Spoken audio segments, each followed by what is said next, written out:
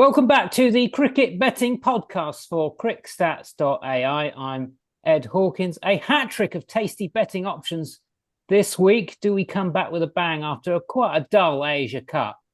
We've got two T20s and a test match. Let's say hi to Paul Krishnamurty. Hi Ed, good to be back. Good to have a bit of Test cricket back on the schedule. Brilliant to have some test cricket. Superb. Sporting Life's Richard Mann here as well. Hello, Richard. Evening, Ed. Yeah, I concur with all of that. Really looking forward to the next few weeks. So we've got a normal housekeeping for our kickoff. The best bets come at the end of the show. And monster profits for Paul Krishnamurty on his best bets. Plus 30 so far. Richard Mann minus in coppers, but last show, 2 wins at 7-2 and 5-6. But the big news really was the Telegram channel subscribers got 150 to 1 winner, courtesy of Paul. Remind us, Paul. Yeah, so it was Carrie Pierre for top St. Lucia batsman on the grounds that he's no mug with a bat, and we were expecting a relatively low scoring game, so it could be won easily. And, look, it feels like justice because we've had some horrible bad luck with these big prices in the CPL this year. Quentin Sampson, you tipped him 100 to 1. He loses by 7 and then wins the next game at 12s. And, of course, we also had Gudakesh Moti, who we called would open at some stage. We're on at huge prices. He opens and he's out for a duck. But, I mean, big lesson there is we say it every year about the CPL. This is the one tournament for the outsiders because they all move their batting orders around. It's not like the IPL where they're all set orders in most of the games. Virtually every team messes around with their orders. So definitely an angle to follow in future. Good stuff. So you've got to get subbed up basically in that free channel and the VIP channel. We continue to return profits on VIP, which now also comes with a community chat forum option. When you sign up to the VIP, you get sent a link to join the forum where all manner of discussions are taking place. So get involved, get subbed up in those comments sections below, and don't miss out on that next big winner. So what have we got on the show? We've got New Zealand versus Australia in a T20, India versus West Indies in a test match, and then we're going to finish off with Afghanistan versus Bangladesh. First T20. All the teams, pitches, stats, trends, strats, in plays and player win rates. Richard, normally we start with good week, bad week, but we are just sort of beginning to enter a very busy period after a lull, aren't we? So what have you learned since we were last here, or maybe nothing at all? Well, actually, just sort of a reminder from the Asia Cup, actually. I think for sort of English cricket fans, we had obviously the Test summer. The 100 really was a bit of a disappointment, a lot of uncompetitive matches. But I thought the Asia Cup, it was a nice reminder actually of what a good format for trading, particularly the match market. And Pakistan were a really good example when they were going off heavy favourites, and twice by taking them on at big prices, UAE and then Bangladesh last week, who really should have beaten them. We were able to trade our way into really good positions. All right, it didn't pay off with Bangladesh, but it was just a good reminder, particularly good franchise cricket or T20 international cricket. It remains a really good trading tool. And then obviously we got a tie up, didn't we, on Friday? We've been banging on about that on this show. And again, I think it's really good competitive T20 cricket that is lent more to that market. So hopefully a few listeners were on that at least. Yeah, the old trade tie is an absolute cracker. We might have some trades for some of these two T20s that we're discussing. Paul, anything from you? Well, yeah, it was quite a week last week after the CPL finished. I mean, that ended pretty well. Got a couple of winners there and managed to get out level on the long-term best bets. So tipped up there. Had a couple of good bets early on UAE in the Asia Cup. But to be honest, in the latter stages, I really wasn't confident at all. Didn't fancy anything, very confused by some of the ground trends at Dubai and Abu Dhabi. And I think at that stage, it's always a good move if you haven't got any confidence about it to just not play. So I didn't. One little thing, I didn't watch yesterday because I was knee deep in the Ryder Cup all weekend.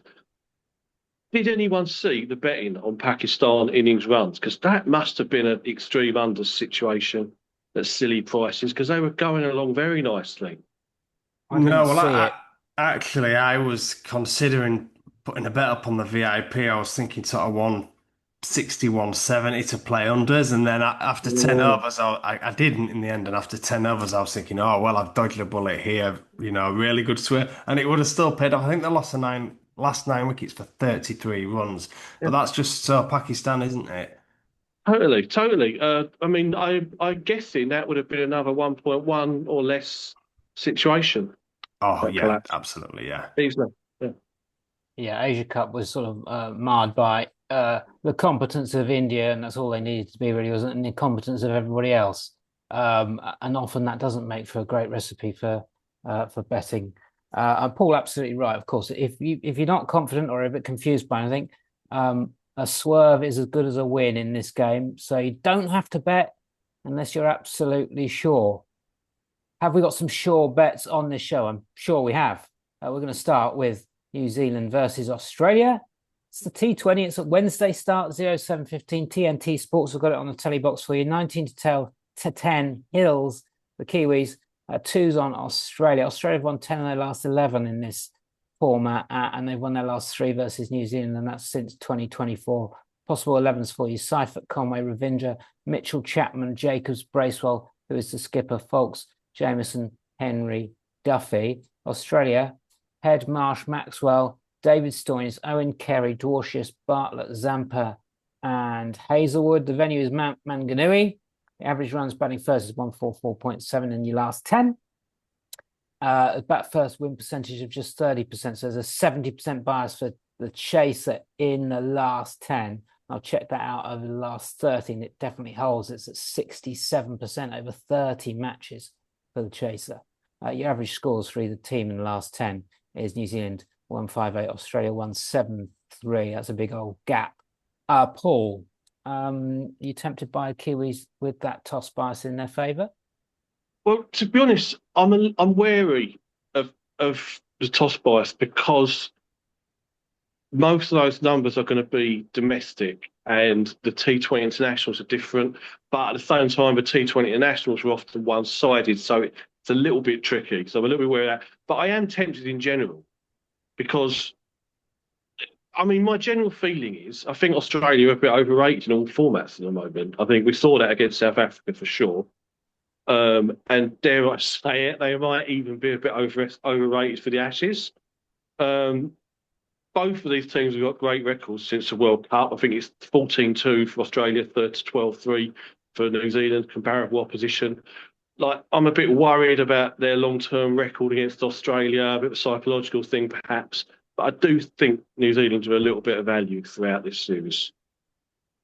Richard, match odds for you from you. Yeah, I agree with Paul. Actually, I've watched the market all day. Actually, and the New Zealand have just drifted all day as if someone knows something that we don't. But I suspect it's just the usual. Let's all favour Australia. I just think this is a 5 to 6 a pair match. I really do, with New Zealand having home advantage. Obviously, the toss bias is another thing, but I'm with Paul. I'm not too sure at the moment. But I think man to man, New Zealand can definitely give them a game. Australia, the way they're set up, they're going to be very hit and miss. They're going to make some big runs at somewhere out there because they've just got so much power in that middle order. But I could also see them being 40 for 4 as well up against a very good New Zealand seam attack led by that man, Matt Henry. Duffy's been really good of late as well. Jameson exceptionally in the IPL when he came in as a late replacement. It's a very good seam attack and they could get at Australia really, put them under early pressure. Paul, anything in these ground stats for a bet? I know you like a sixes bet. New Zealand averaging 6.2 per game, Australia 10.2 per game. The average in those 10 games, using the Crick Stats Venue Insights tool, by the way. This is why it's so good. You can go and check all these stats for yourself by signing up to Crick Stats. The average sixes there is 9 per game. Anything there or something completely different? I do think it's potentially understated, and I think the runs even more so. I'm a little bit wary of the sixes because there's not that much evidence in T20 internationals, but I think we're going to get a high-scoring game. I think both sides have become very, very attacking with the bat. Look at the recent results. New Zealand were brilliant batting at home to Pakistan. Twice they got 200. When they were chasing, they did it very, very quickly. Aussies are full of runs both with the bat and conceding of late. Again, there were three of their last eight matches. Sorry, three of the last New Zealand matches they hit 200, and two Australia had two both teams to score 200 against West Indies at Warner Park. So I think that's an angle. 7-1, both teams to score 200. If not in the first game, I think one of the games will be like that. But also on the sixes and the runs, I mean, Daffer better going 8-11 over 14.5. Be tempted with that. Seems pretty low given the teams. But the one I like really here more than anything is New Zealand to get over 1.5 runs with Paddy Power Betfair. They've beaten out on the last three on this track. The Aussie attack looks very ordinary for me, really, apart from Hazelwood. I think it'll be a high-scoring game. Richard, any nuggets from you?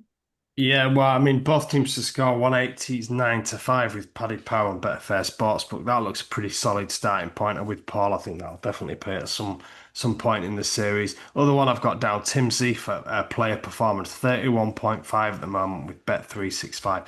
Beat that line in eight of the last 10 matches. Just absolutely brilliant in that tri-series.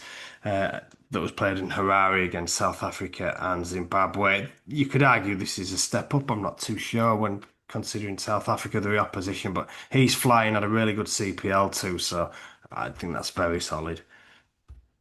Talking about other nuggets and potentials, I've just got a note on Tim David, most sixes, 11-4 Daffer bet, won 4 of the last 10, averages 4.14 per game over that period. Let's look at player win rates on those tops markets for you. Richard has just mentioned him, but 5 wins from his last 10, 7-2 general, top Kiwi bat. With the ball, we would almost guaranteed to be getting with Matt Henry here, but Matt Henry's won 2 of the last 8, and Duffy has won 7 from the last 13. So Duffy at 15-4, bet MGM Virgin bet. Head 33% win rate, top Aussie bat. These stats as well are coming from since the start of the last T20 World Cup. So head 33%, getting 100-30 with Bet365, and then Dwarfs have a much smaller study sample. It's 4 wins in 7 on top bowler. It's not much for a study sample, but 4-1 does seem to be too big for a player of his ability with Power, Sky Bet, Betfair Sports. But Paul, your spots, and then to Richard, please. Well, I'm going to stay loyal to Matt Henry. I appreciate Duffy's also got good stats, but Henry, we've discussed before, probably arguably the most reliable T20 bowler in this market. So I'll go with him. He's got a decent record against Australia in ODIs. Rich mentioned Seifert performance, absolutely. Also on the runs, he's over 19.5 with Betfred. That's won 16 of the last 27. And I hate to do it, but I'm inclined to take on Travis Head and do an unders. I'm really not an unders person generally. But under 24.5, that's won 7 of the last 8. And I just wonder with Travis Head, going back to this, the Aussies are a bit overrated. Is he the player he was? Has he dipped a bit this year? The poor IPL, didn't he? Yeah, well, is he one of those? Is he one of those players who's had that purple patch and then has kind of reverted to the mean? I mean, it's happened to so many of them. It could be that. Sorry, Rich, I cut you off. No, that's a big call ahead of the Ashes, Paul. It's been on my mind for a while. Well, he's going to get bounced in the Ashes, isn't he? Rich, I mean, England are going to target Richard Head with the short ball. I think they'll go back to that. They tried it in the last one, didn't they? And he's definitely vulnerable to the short ball, but he's just still been able to get away and make runs. I suppose England might be reasonable on bigger grounds in Australia. It'll be harder for him to get away with it. I am actually with you too. I've had my doubts over the last year or so. He's so poor in there. I mean, really, he let Sunrisers down badly in the last IPL. I know it's a different format, but I've wondered as well. But I just don't want to be too critical about this Australia batting lineup and be left with an egg on my face. Yeah, well, we're going to be talking Ashes ad nauseum. Don't worry about that. That's all to come on the Cricket Betting Podcast for Crick Stats. Rich, did I come to you for your player spots? No, I just want to look, Seifert and Henry would be 2 for me. I just want to pick up Matt Henry's. I mean, where do you start? like 2 games in the 100, he took 2 for 5, then 2 for 39. Test cricket, he had a couple of fifers, and then even going back against South Africa, 2 for 19, 2 for 34, 3 for 26, 3 for 34, 4 for 21. Play any player performances. You want to be, you can get that 2 wicket line. That's your bet as well. If he's sort of, I don't know, 25.5, he might be priced up at near the time. He's just a machine. Matt Henry, the machine, marvellous. Don't forget to sub up to crickstats.ai so you can have all the best cricket betting data at your fingertips. Use the code POD29 for a discount.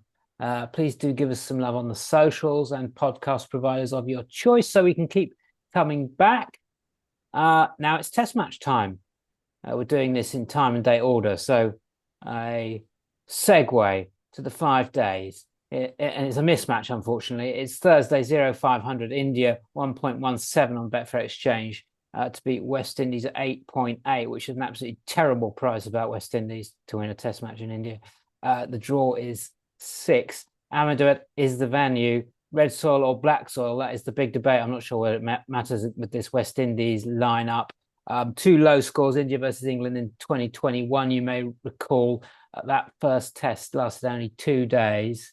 Then there was a road in 2023 for Australia versus India. Australia made 480. India replied with 570. India might line up like this: Jaiswal, Rahul, Sai Sudarshan, Gill, Jurel, Jadeja, Reddy, Sundar, Kuldeep, Bumrah, Siraj. West Indies: King, Anderson, Athanazi, Campbell, Chase, Hope, Greaves, Carrier, Pierre, we mentioned at the top of the show, the 150-1 winner. Warrican, Seals, and Philip. Neither Joseph, Alzari, or Shamar fit for this test, or indeed this series. They're playing 2 tests. Richard, I'm going to start with you. Are you happy with those teams? Give us a bit of a flavour for this contest. Yeah, I mean, interesting looking at those scores from that Australia game. A bit of context.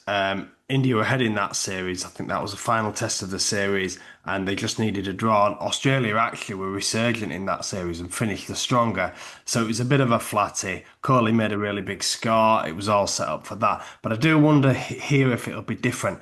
I still think India management are under a little bit of pressure. They got out of the jail at the Oval against England, but don't forget they were hammered at home last year by New Zealand. I suspect if they'd lost that Oval Test match, the Gambia would have been gone. They'll need to win this series and they'll need to win it well. And I just wonder whether that means that we get some turning results pitches and they pack the team with spin. I wonder if Axar might even play potentially instead of Nitish Kumar Reddy, and they play 4 spinners. That might be pushing it, but I definitely think they have to win and they have to win big. And I think what we've seen in the past when they need to do that, they generally go for spin and spinning pitches.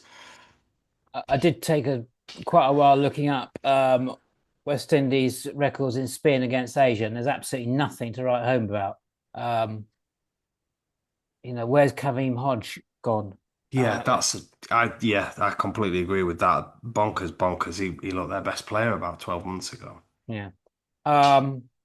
Paul, I mentioned that test match end only lasted 2 days. That India won in 21. The old favourite Betfair Exchange. You can bet days 1 to 3. I mean, West Indies have got no hope here, surely. No, none whatsoever. I really cannot see anything other than a resounding India win. We're awaiting the odds on that early finish. Bet365 normally do the session, but I suspect that's a big angle. I mean, really, I don't understand why India would play this series. It doesn't make any sense to me, let alone play Bumrah, who's in the squad, when they're using him sparingly. It makes no sense whatsoever. I wonder whether he will play. And I mean, even I did big up. Not used to saying positive things about the West Indies, but I did big them up after the Pakistan series. Said there might be a bit of improvement, the Darren Sammy effect. And look what they've gone and done. Gone and lost 2 matches to Nepal, resoundingly. This is just proper crisis for them, and this is going to be over very quickly. Yeah, and then you look about that Australia series at home, which was a tremendous series, and we enjoyed it on the VIP channel as well. We had some great bets, and they were in the game in first innings. West Indies in all the tests, but at the end of the day, they got absolutely thumped in all of them.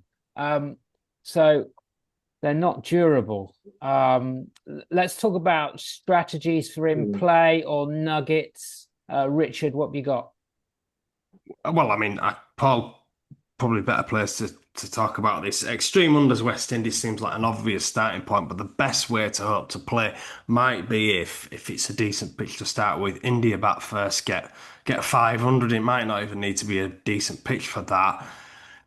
Everybody thinks it's a road. Everyone thinks that West Indies are going to be capable of getting 350, 400, and that's when we go bang under 250, 200. That would be sort of the obvious way, I think, to play. Paul, would you agree?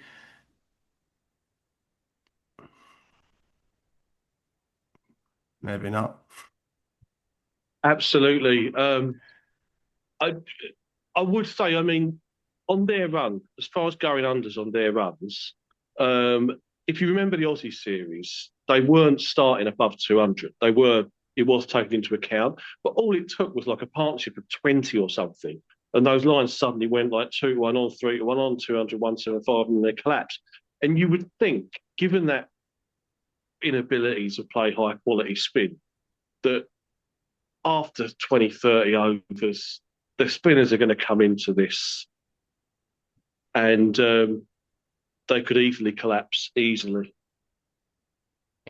Yeah, just if I can quickly jump back in because I sort of gave Paul a run there. I just wanted to mention Roston Chase method of dismissal.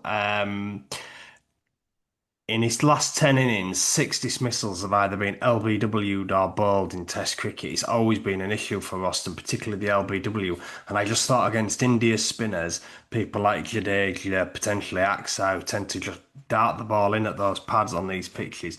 I thought next method of dismissal for Chase LBW is going to be a massive player throughout this series. If it's going off 4-1, I'll have to play.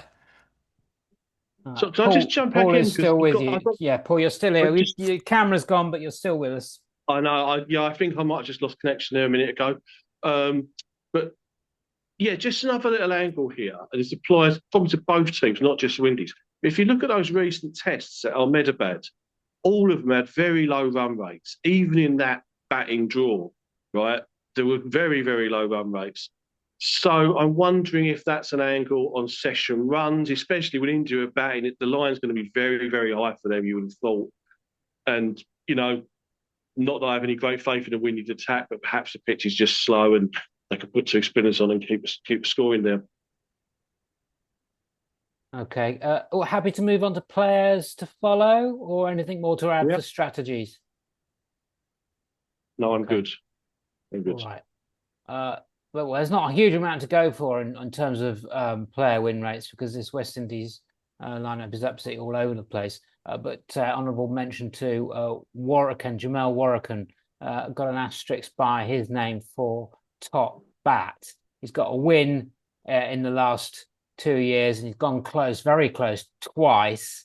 He's not bad either with the ball because he won them a test in Pakistan this year. So Warrican potentially one of the West Indies players to watch out for. I think you might get about hundreds on top bat potentially for Warwick, and have seen those numbers before, if my memory serves, for that Australia series. And for India, we've taken out win rates and we've looked at milestones instead, which seems to make sense, particularly because of Rohit, Virat and no more, and they kind of skewed the market over the last couple of years. But last 3 years at home, Jaiswal 6 wins in 10 first innings to score a 50. Gill is 3 from 11, and Jadeja, an old favourite, 4 from 13.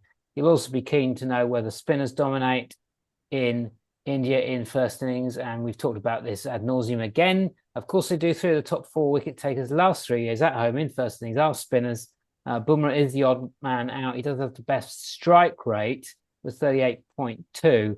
But we are concerned about the number of overs bowled here. Spinners are obviously going to get through more. Jadeja top of that list with 34 wickets and 13, strike rate of 45. Richard, players to follow Swerve.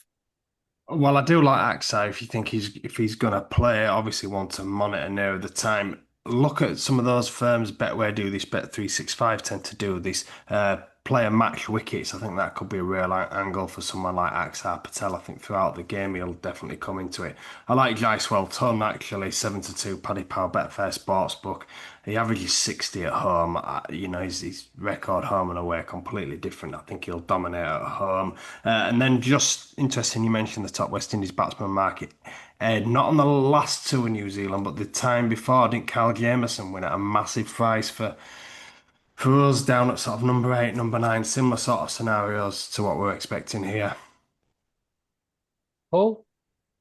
Yeah, I think it's very important to note here as well. We're talking on Monday night here, and very few firms have priced this match up with the specials. So I suspect there'll be quite a few bets we're putting up here in the VIP group, to be honest with you, on all these specials markets when we go through them. Like you mentioned, Warwican. I'm very much looking at that. I'm looking at big priced outside of Windies batsmen because I could see them being all out for 125 here very easily.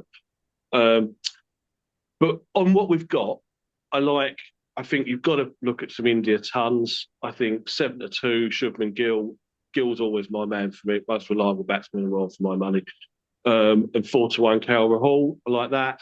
Also, like over 39.5 runs for Gill in the first innings with Betfair Paddy Power. And again, waiting to see how they all price out. But man of the match, I mean, again, you've got to back India players, obviously.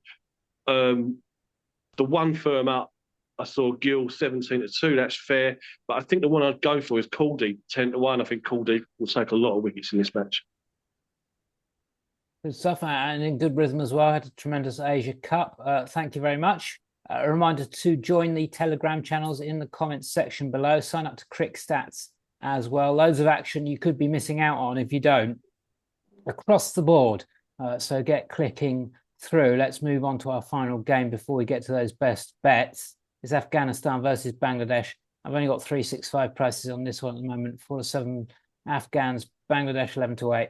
Thursday is the day, 1600 the start time, UK time. Afghanistan, no squad named up yet, but Gurbaz Atal probably going to open the batting with Janat Ibrahim, Rasuli, Umazai, Nabi Rashid Khan, Noor Mujib, Faz, Faruqi, Naveen might come in for one of those spin bowlers, maybe Mujib, if they don't think it's going to be a big spinning surface. Bangladesh, Parvez, Tanzid, Pirdoy, Sumya Sarkar, Yeka Ali, who's the captain, Mahedi Hassan, Saif Hassan, Shamim, Rishad, Tanzim, and then 1 from 3 of Fiz, Shoraful, and Taskin. We're at Sharjah for this game.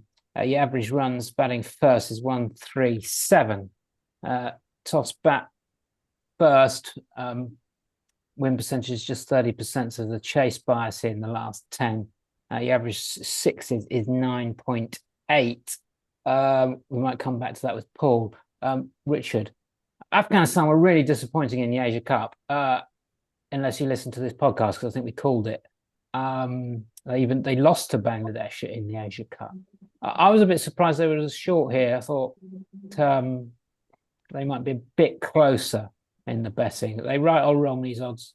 No, I agree, Ed. I think they're wrong again. Bangladesh have won 3 out of the last 5, well, 3 out of the last 4 meetings actually, and obviously that one at the Asia Cup as well. There should be 5 to 6 a pair really on recent form. I'll be going with Bangladesh here. Bit frustrated actually. I put them up to make the Asia Cup final with India, and they had Pakistan all but beat, didn't they, in that last group game, and couldn't quite get the job done. But other than that, it was a really good tournament for Bangladesh. Really, they exceeded expectations, and I suspect they will do so again here. Paul, maybe Bangladesh a trade. I think you did a trade, didn't you, on that one, Rich, against Pakistan? It's just always worth bearing in mind that these teams are a little bit unreliable. Yeah. Paul?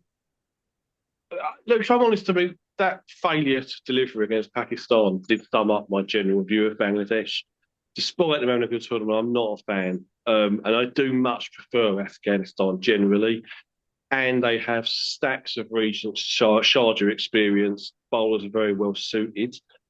So I'm not so crazy about Bangladesh. But what I would say here is there's a really important toss bias here. The thing about Sharjah is you get massively divergent trends, runs, sixes, and toss bias, but you get short-term trends that are really solid. So the last 9 matches here have all gone to the defenders, right? Yet in the long term, that's still 30, 40 down over 70 games to the chasers. But clearly, recent games have been a massive advantage to batting first. So if Bangladesh bat first, I would be interested in that. Or more to the point, I think, because the run line's pretty low. I think I've seen 143.5 for them. If they bat first and they get 150, that will probably be deemed by the market to be a bad score, right?